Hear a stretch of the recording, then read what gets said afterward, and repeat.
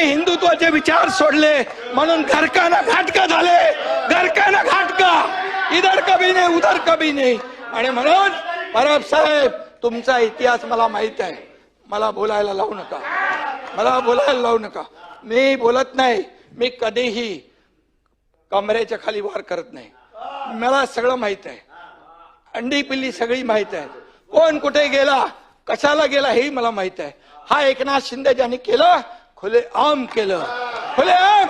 मी तुमच्या पक्षप्रमुखांना सांगितलं होतं तुम्ही आता शिवसेना आणि भाजप युती करा. मी मुख्यमंत्री होणार होतो, 5 वेळा सांगितलं. का मुख्यमंत्री पदाच्या खुर्चीमध्ये एवढा मोह झाला? का झाला? का झाला? जे बाळासाहेबांनी सांगितलं होतं करू नका, काँग्रेस बरोबर जाऊ नका, तुम्ही का गेले? मोहापायी, सत्तेसाठी. मग मोह कोणाचा? अरे आम्ही तर सत्तेवर लात मारली, आम्ही तर मंत्रीपद सोडलं 8 लोकांनी. तुम्ही सोडणार का मंत्रीपद? आम्ही मंत्रीपद सोडलं 8 मंत्र्यांनी. आम्हाला काय माहित होतं की आम्ही काय होणार आहे आमचं. आणि म्हणून आम्ही एकतर लढून जिंकू किंवा एकतर लढून शहीद होऊ असं म्हणून आम्ही लढलो. तुम्ही आम्हाला काय सांगताय?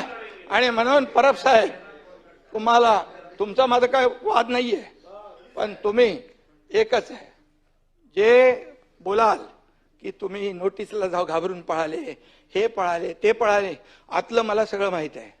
कुणाची नोटीस थांबवायला काय काय केलं सगळं मला माहित आहे. त्याच्यावर तुम्ही जाऊ नका. तुम्ही फक्त बघा,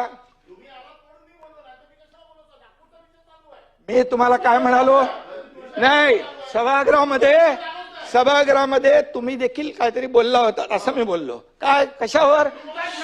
छळ छळ छळ छळ झाला. तर तुम्ही इथं बोलले होते ना, बसून बोलू नका.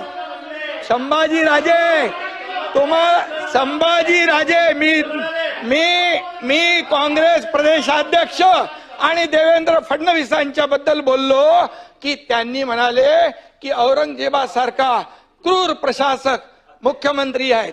मी त्याच्यावर सुरू केलं ते म्हणजे मी बोललो त्यांचे काय डोळे काढले, त्यांची काय जीभ छाटली, त्यांची काय नख उपटली, त्यांची काय कातडी सोडली? काय केलं देवेंद्र फडणवीसांनी मुख्यमंत्र्यांनी काय केलं? सोलायला पाहिजे होती.